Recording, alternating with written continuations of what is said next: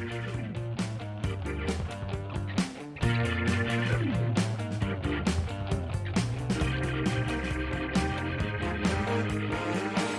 back to Running It Back, the Last Dance Breakdown Show. Mike Palmer here, joined by Tarlin Ray. Tarlin, how are you?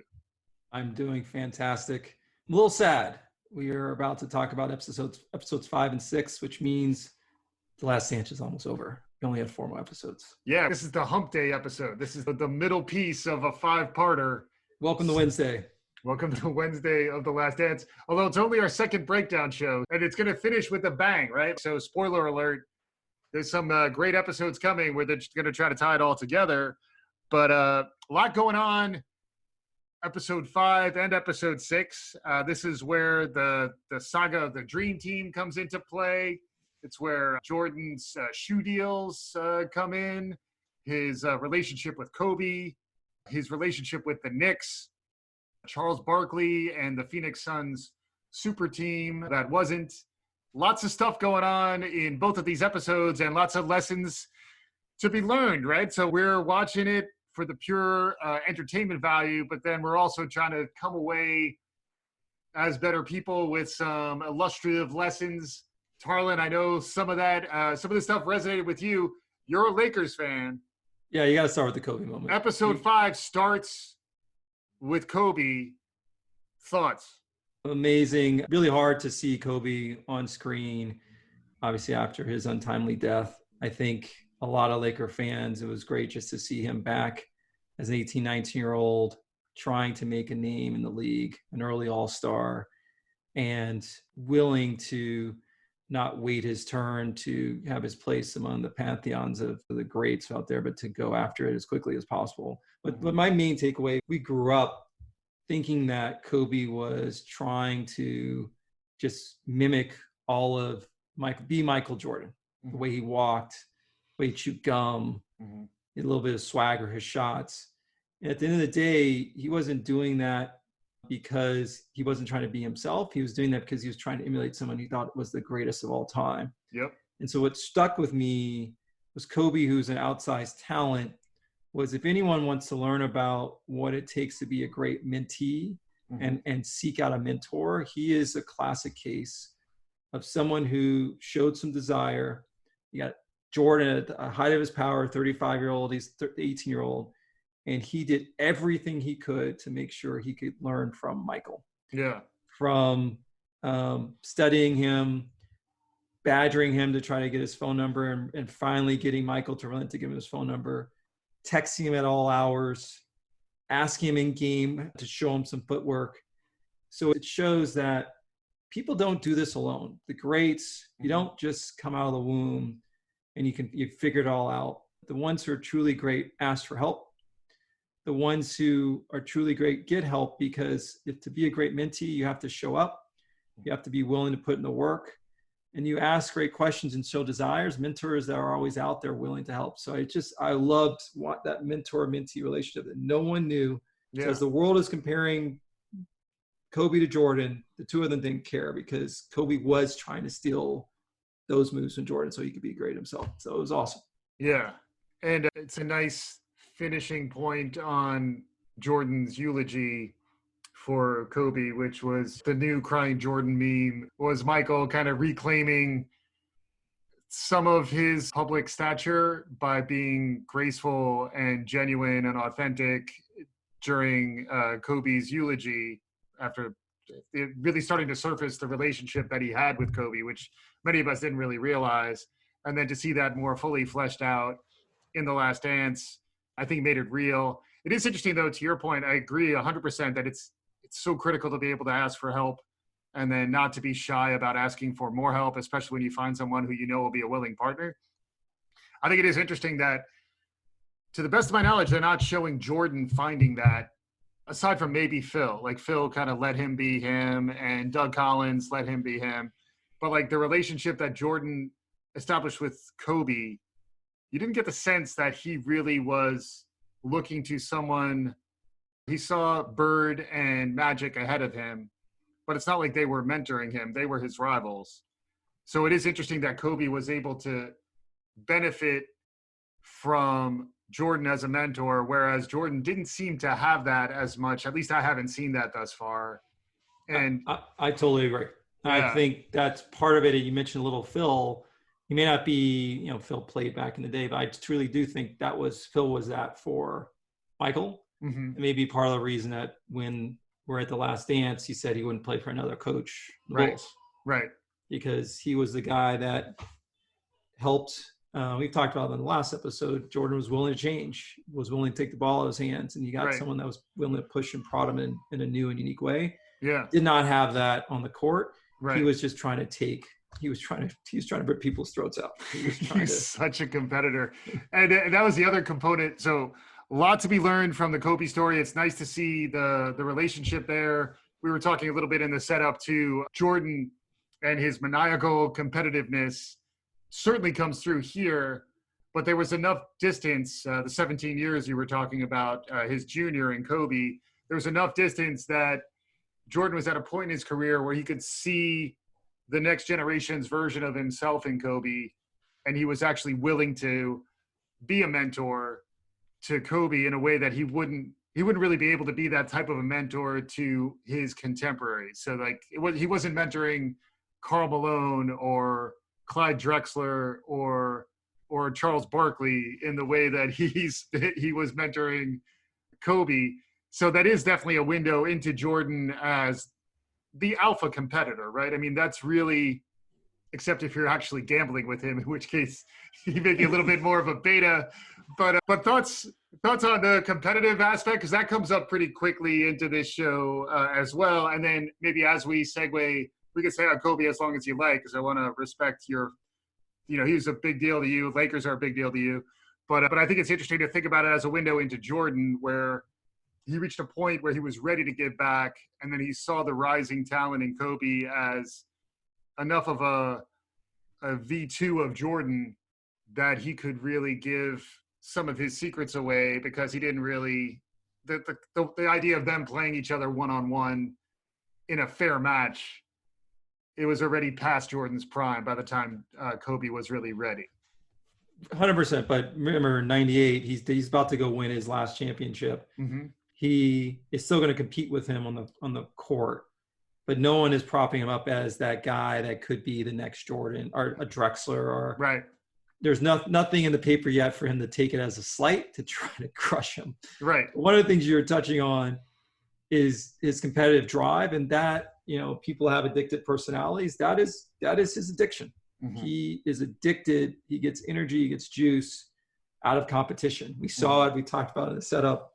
Just the moment with the security guards playing just that simple game, quarters against the wall. Yeah. And the one guard who takes Jordan for $20, he is now my favorite guy of all time. Yeah, yeah. But he's the only guard who took Jordan's money. There you go.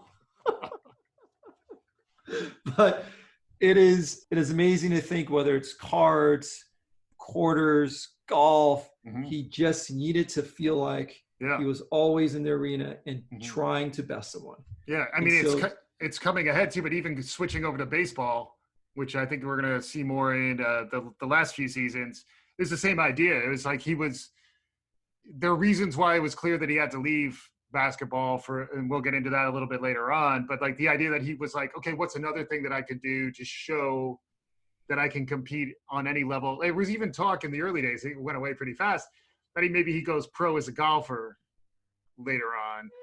That was talk from him mainly. I mean, I'm not saying there was a lot of like reason. Only allowed if you can smoke a cigar on the course. The other thing is, do we really need to see a lot of baseball with swinging and missing? I mean, right. Well, we'll cut that. I'm assuming that'll be episodes 7 and 8. Hopefully it's a little flashback. Hey, he played baseball. But the competitive drive is crazy. And that brings me to the other aspect of, I think it was episode 5, when they start talking about the dream team. And that was really where, among the most competitive basketball players, the most talented and competitive basketball players in the world, they come together for Team USA.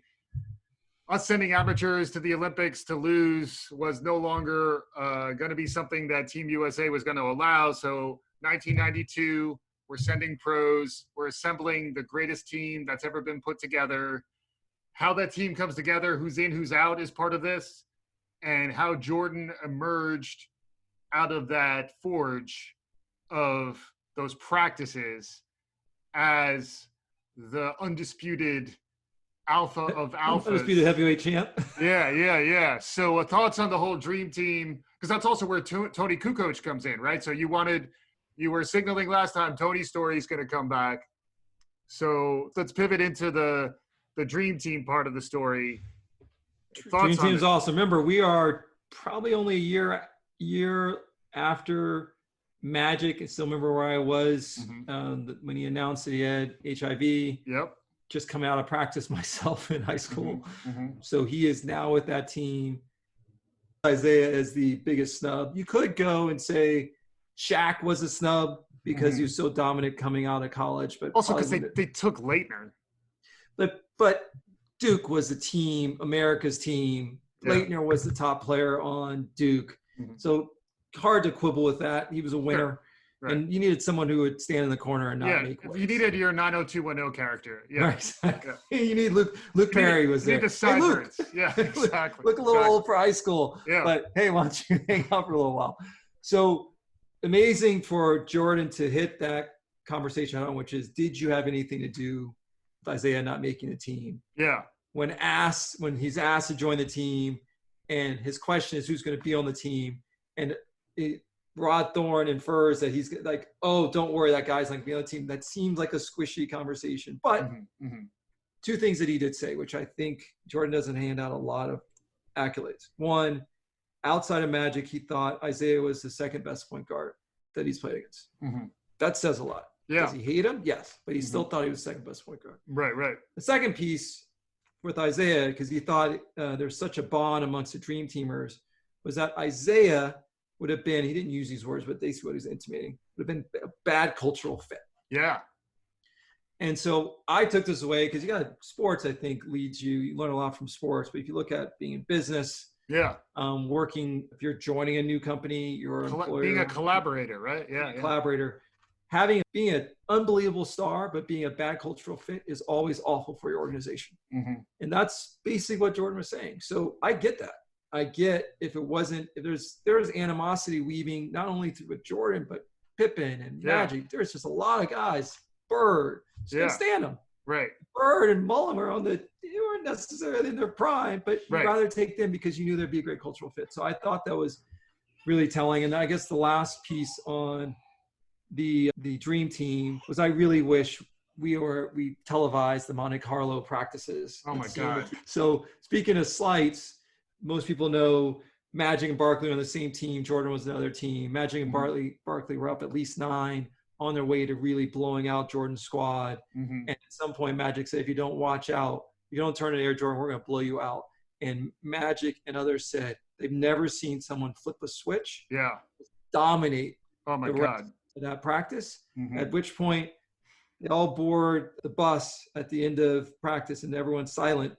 And I think it was Magic said, well, I guess we now know who is king. Yeah, exactly. And so that's a ton of respect, not only with you think you go to Olympics, you sort of just phone it in, but to have these guys competing so hard just to go to Olympics, to play against it was amazing to see.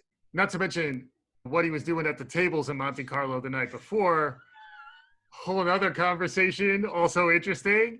And then to have them mic'd up for that, the trash that must have been talked.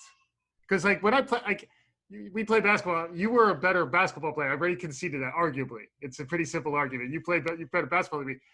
I was pretty good at running my mouth, though. I could talk. And I didn't mind having the conversation.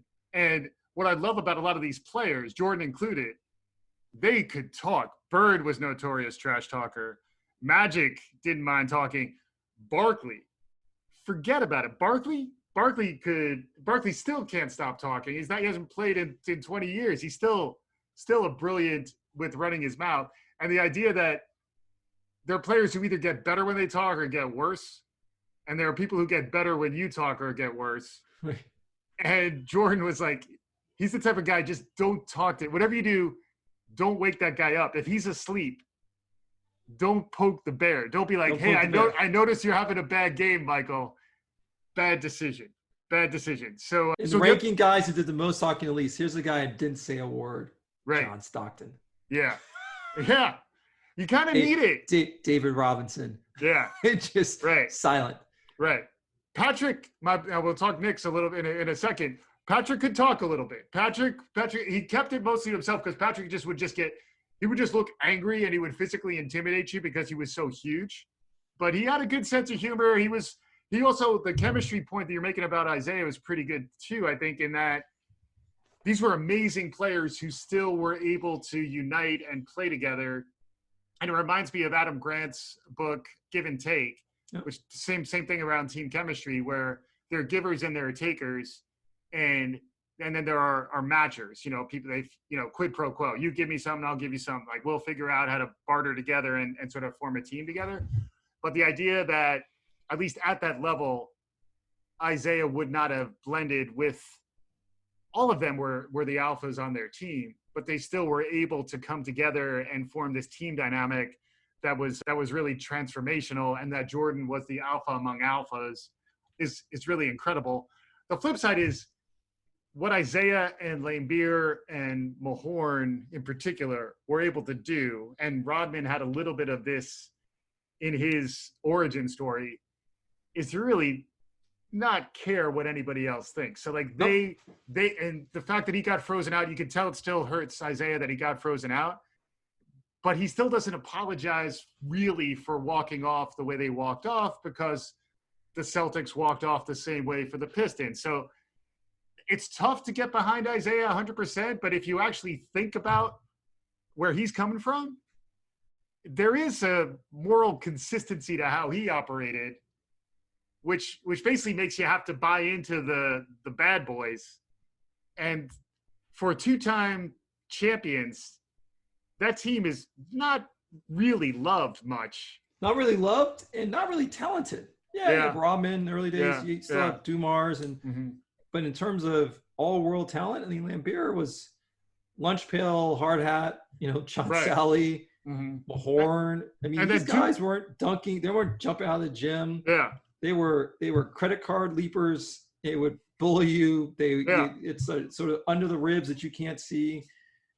And they just got the job. They're the fundamental team with Isaiah with the little flash. Yeah. Microwave Vinny could hit some jumpers, but there was a lot of flash that. They were they were good coach, Chuck Daly, and go. Good team basketball too, which also, I'm not an Isaiah apologist to an extreme, but like the fact that he could get that team together to perform that way does show that he's not exclusively bad chemistry. He was part of one of the all-time great chemistry teams in terms of like swinging above their weight. The fact that you think he was the true leader. I know he's a point guard, but it was Dumars. Was it Laimbeer? Or a combination. And Dumars Isaiah walked off the court because Laimbeer said, "We're going to do this." It's true. Who wore the C? For sure, but you can't argue that the Pistons would have won the two championships without Isaiah, whether he was the leader or not. Like, I had Isaiah poster on my wall. Yeah. Did you have it the shorts too, or no? Oh, it's Kevin Johnson, Isaiah. Yeah. Barkley. Yeah. What do you mean the shorts? They're all the shorts. The other thing, real quick, as we move on though, but when you were mentioning the Magic, it's sort of like flashbulb memory for me when Magic, the press conference, when he came out as HIV positive. For me, when I heard the tragic news about Kobe, that was the closest thing to me taking me back to when I first heard that Magic had HIV, because at the time, that sounded like a death sentence. 100%. And now, 30 years later, Magic is thriving. Unbelievable stuff. So last thing on the Dream Team, though, that was where the Tony Kukoc narrative comes in. Kukoc. Lots to learn on the Kukoc side of the house. So quick thoughts on Tony? Love when so Jordan is one of the few. So in the episode, always seems like he doesn't care. He's sitting in his chair. Yeah. Drinking something, little cigar. Panda Kukoc, he's got the same vibe. Yeah. The best part about it, because all we read in the paper leading up to this game was how much Jordan and Pippen hated Kukoc. They were going to try to take him out because Krause loved Kukoc. Kukoc didn't even know. Right. So in the first game leading up to the gold medal round, he got destroyed. I mean, Pippen and Jordan picking up Kukoc full court, Right. telling the guys no one has Tony but us. Right. And if Jordan and Pippen were, and I'm not going to even look it up, I'm 100% sure this is right. At some point, they were both first team All NBA, and I think they were first team All NBA coming out of that season. Maybe also, I think they both were All NBA defense. That's what I meant. All NBA defense. That's what I meant. Yeah. So Kukoc doesn't have a good game. Right. But I was talking to a buddy after that, and he said, listen, the reason Kukoc came back in the gold medal game and had 16 points, 6 assists, played a good game, this is a guy who's living in a war-torn area. Yeah. He was dodging bullets. Right. So to be on a basketball court and have a couple of guys being a little physical with him, he's like, okay. Mm-hmm. So I didn't realize they're going to come out that hard. So he just adjusted. So it says a lot about Tony. Didn't back down. To be able to then go and join a star-studded team like the Bulls and play with Jordan says a lot about him. Yeah. So I appreciate and didn't see that part of Tony. Yeah. I love USA was destroying him because we built up Tony to be this evil monster. But I love seeing that backstory. Yeah. How, coming up from where your upbringing is everything. And he had a different perspective. Like playing basketball was probably just a safe haven. And there's nothing bad that can happen to the basketball court. Right. And when that can intimidate him, it's a lot different than being at war. Yeah. So, and it's a reminder that Jordan could motivate himself by singling an enemy out and destroying them. And whether it was Tony Kukoc or Jerry Krause or Isaiah, the list continues to go on and on. There was always somebody there's a chip on his shoulder going all the way back to getting cut as a sophomore.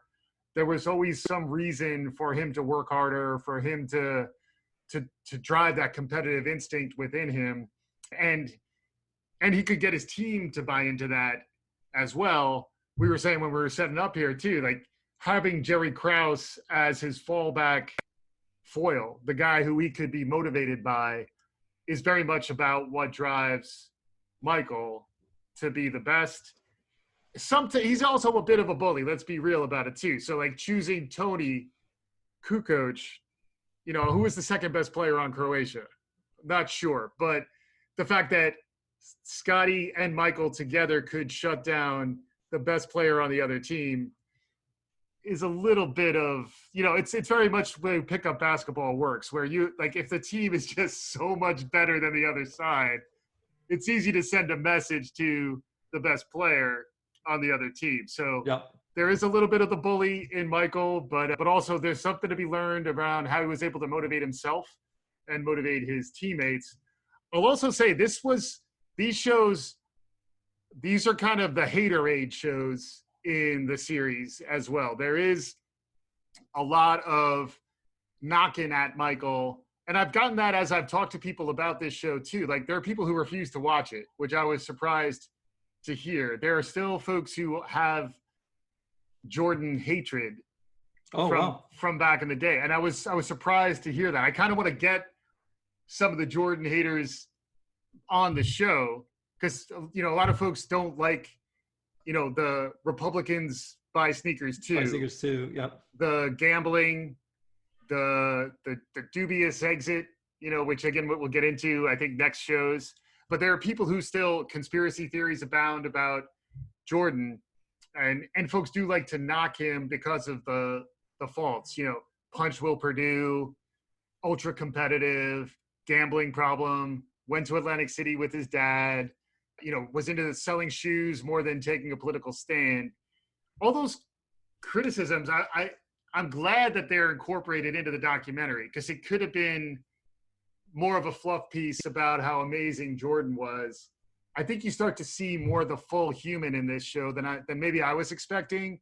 And I would encourage those of you who have been drinking deep of the Jordan haterade, watch a couple of these episodes. I'd say watch episode 5, especially, where there's both Jordan hate, but there's also his cultural influence around shoe culture and hip hop and what it meant to be cool in the 80s into the 90s. It's easy to forget all that, and it's easy to forget how much that changed the world that we live in today. The way people think about sneakers, the way people think about hip hop culture. Spike Lee may never have been Spike Lee if it weren't for Mars Blackman. Gotta be the shoes. It's got to be the shoes. Any thoughts on sneaker culture? Because we haven't had a chance to get into that. Well, before we hit sneaker culture, I think one of the things, especially episode 5, it just showed what Jordan cared about. And so people who hate Jordan are then expecting Jordan to do certain things or care about the things that they think are important. Yeah. And he was a basketball player. And that was number 1, 2, 3, 4, 5. And so if he was not politically active. He, at one point, should have listened to his mom. We should talk about Jordan's mom as we lead up to Mother's Day when we get into sneaker culture. But Jordan was who he was, and people celebrated him for being able to fly to do the unbelievable feats he could do on the basketball court. Yeah. At some point, Charles Barkley is quoted as saying, and Jordan says in the clip that Charles Barkley said, "I am not your role model." Right. And some people, that he was speaking truth probably well before other people. Like, I'm a basketball player. I'm literally like a little bit of a superhero because of that. But if you want the rest of my life to piece together neatly to fit what you hope to this perfect individual be, then you're looking in the wrong place. In terms of sneaker culture, shout out to moms, because no one knows. I mean, the fact that just looking back at old commercials, forgot that Converse dominated and had all the top players. Jordan, Mark Aguirre, and Bird Magic. They're one of the best commercials ever. Then Reebok was sort of there, but not there. Yeah. And the fact that Jordan loved Adidas, but they just couldn't afford to really promote Jordan. And at Nike, a running shoe company. Right. And A, Jordan picked to go with a Nike running shoe company, and then B, Jordan's being repped by David Falk, who represented tennis players, Arthur Ashe, Connors. The fact that Jordan never wanted to go to Nike to fly to Beaverton and get pitched, and his mom was the one that forced him to go, is crazy. Right. Then for him to sign a deal which is 2 times more than any other shoe deal out there. Right. And then for them to project to sell $3 million of shoes in their first year and they sell $126 million. Oh my God. It's over. Yeah. And Jordan shoes, it just became, I still remember Do the Right Thing, where the guy in the bird shirt steps on his shoes. But it just exploded. So you talk about sneaker culture. Jordan was the first, that icon in Nike. I still remember Iverson signing with Reebok. Yeah. And I bet on Reebok because I thought Iverson, which he was coming from a totally background. When they do an Iverson docuseries, we'll run it back then. Yeah, we'll run it back. The problem is those shoes sucked. The answer 2, they just sucked. So anyways, I think people forget the impact that Jordan has, and Jordan, the reason he is worth billions of dollars and can own the Bobcats is because of the Jordan brand and shoes. It all comes. It's got to be the shoes. Yeah, it's about the shoes. Well, and it does speak to his genius, which is part of what he gets knocked for. Is in terms of how he could parlay his brand into endorsements. No one ever did it as well as him. Even if you think Be Like Mike, which was part of what drove a lot of the vitriol towards him, because when people started to say, it's like when you fly too close to the sun, it's not just that you burn your wings, it's that people start shooting slingshots at you. Like people want to bring you back down. But like the idea that what got him up there was single-minded focus on, I'm going to be the best basketball player ever, and I will look out for my commercial interests and my brand, because that is going to be as much how I earn as basketball is. It's easy to knock that as, mercenary and too focused on your own financial interests. But had he not done that, the upside of being LeBron James would never have been as great as it is. After Muhammad Ali, who sort of created the celebrity athlete culture, no one really got to this next level until Jordan. And then since Jordan, we talked a little bit, maybe Tiger got there. LeBron is arguably there now. But he sort of reinvented what you could do as a brand, as an endorser. And he was very conscious consciously making a choice to do that, even over standing up for social causes, which is now becoming more how LeBron is defining himself. So there is a lot of who is the GOAT and a lot of revisionist history now around like what LeBron is able to do versus what Michael actually did. I think it's easy to lose sight of the fact that Michael created a whole new quantum level of celebrity and media presence that people have only been able to replicate. Nobody has really gone, I don't think you can go further than that. You know? And imagine you talk about protecting the brands you're associated with. Just go back to the Olympics when he refused to walk out in a Reebok sweatsuit and he covered the Reebok brand with the American flag. Stylishly draped it. I mean, draped over shoulder. But that's, I mean, whether it's McDonald's, Gatorade, and I know you want to sing the song. Yeah. He is me. Yeah. Everyone knows that. And boom, Nike. Boom, boom. Yeah. protect the brand. You know, it's interesting. You had to be, and Muhammad Ali was different. He wasn't, you know, there weren't massive endorsements behind him. He was just a celebrity athlete. Mm-hmm. Jordan was tiptoeing because he didn't know what the reaction would be to him. Probably not that it was in his mind. That probably wasn't thinking about, but be more socially active. Now brands actually celebrate that, whether you look at the Kaepernicks of the world or supporting the Miami Heat players who wore hoodies out in support of Trayvon Martin. So it's a different era, but to your point, no one from 84 on can build a brand associated with a major shoe company where they have massive ownership and it just continues to drive outsized revenue for him, even though he hasn't laced it up since 01. Yeah. And then the success of the 90s in terms of the NBA success, the people who made all this money on endorsements, they were all riding the Dream Team was another great marketing effort for the NBA to go global. So like it's all really some canny business vision that Jordan, he was a savant in terms of managing his own brand, arguably at the expense of being politically active in the way that we would want him to be in a modern day. But he was also singularly focused on being the best basketball player ever. Anything that would get in the way of either his commercial interests or his ability to be the best basketball player ever would take a back seat.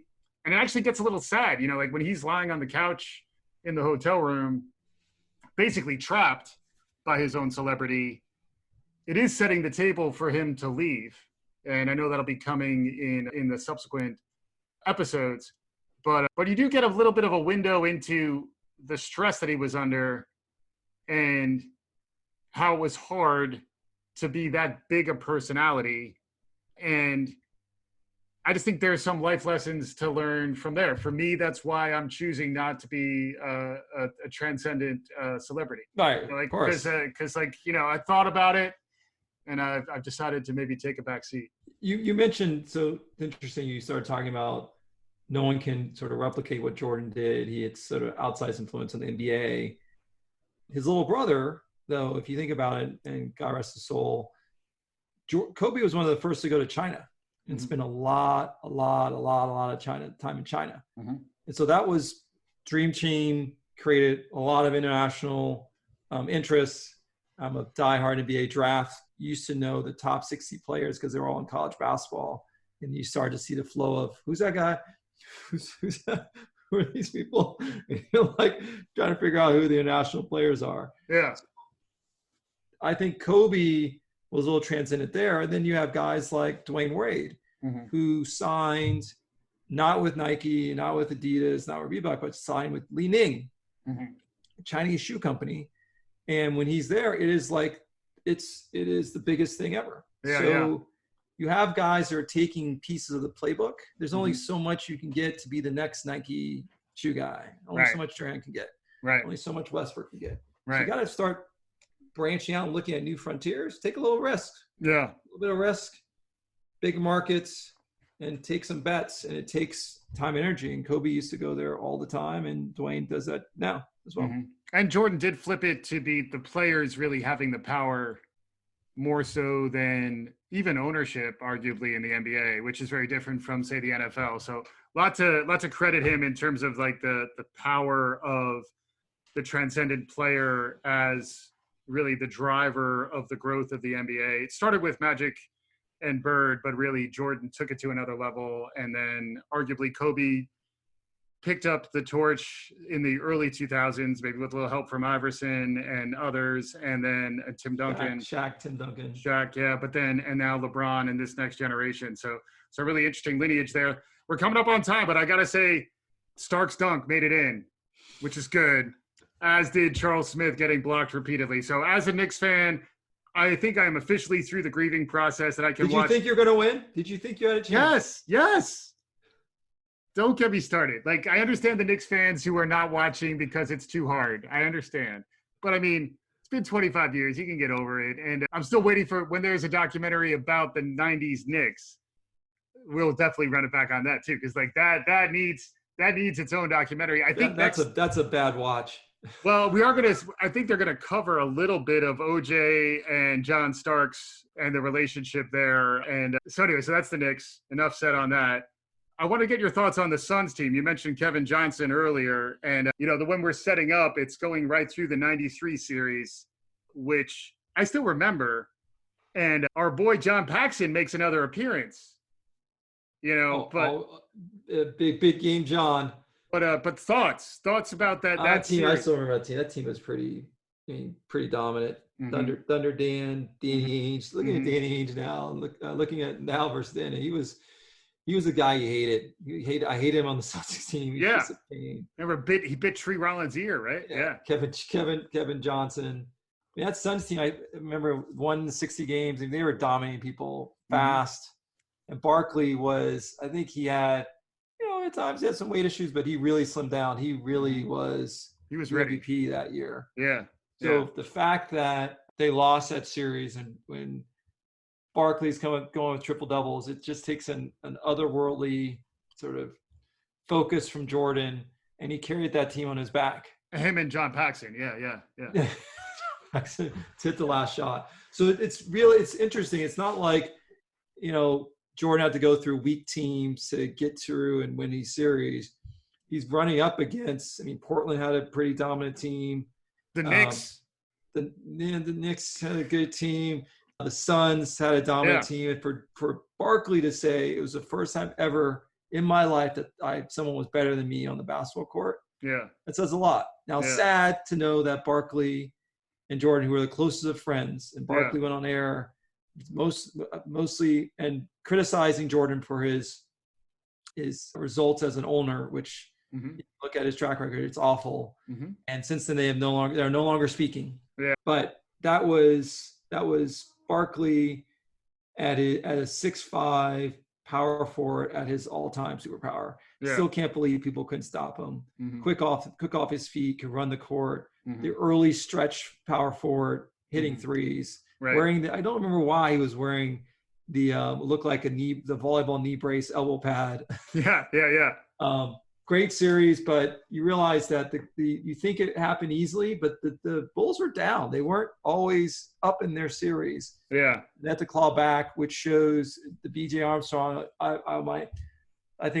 talked about in the first show. I thought the Ron Harper quote was my favorite. I think my favorite of the episodes 5 and 6 was B.J. Armstrong when he said Jordan was playing a different game. Everyone was playing the game, and he was just figuring out how to win. Yeah. And that says everything. Right. So, and you can see it taking over the end of games, shutting down their number one opponent. We'll see the end of the Jazz series in '98, him stripping Malone and then coming hit the last shot. So we'll see that later. Yeah. Shadowing. But so that's my take on the Suns. And So a ton to learn, a ton still ahead of us, even though this was our hump day in terms of the 10 episodes we're 6 in. There's also some rewatchable quality to this just to ramp up. We got to figure out if we're going to put a quiz together to figure out if our listeners are really paying attention. So a lot going on. We've covered 60% of the 90s Bulls by this point. That's, 6 of 10 episodes. We got 40% left. We're going to talk about 20% of it next week. What are you expecting in episodes 7 and 8? I expect a deep, long section on Luke Longley. Yeah. You think you're, yeah. Yeah. I do expect, and we talked about this in the setup, that they will touch on baseball, and I just hope they don't. It's painful to watch him scrape around on it. It's like watching Tim Tebow. Well, yeah. And his comeback, though, is interesting because I didn't realize he wasn't gone that long, and he came back as number 45. I forgot about that whole thing. That's a good call. I think that is like what it meant, like what was going on in his head to leave. Yeah. What got him to come back? Yeah. What was that like reorient yourself to basketball, which is, he didn't, he had to step slow. Yeah. Pippen had ascended. He was dominant. Yeah. And leading the team. So I'm curious if they're going to touch on any of that, him coming back. Not to mention, bring this team back. Because you remember what led the first three-peat was losing to the Pistons, migraine game, and that set them up for that 3-year run. So I'm curious what sets them up for their next 3-year run. Right. New cast of characters, now with Ron Harper, now with Rodman, now with the aforementioned Luke Longley. Yeah. And now with Kerr playing the Paxson role. Yeah. What sets them up for this new run? Is it Phil? Yeah. What's the motivation? So that's what I'm looking for. Yeah, I'm looking forward to it. And we'll be back breaking it down. Tarlin, Ray, thanks again for joining. Always happy to be here. Always happy to have you. And thanks again to our listeners. You'll still be getting the trending and education you love, but you're going to learn to love some running it back as we talk about The Last Dance. Thanks again for listening.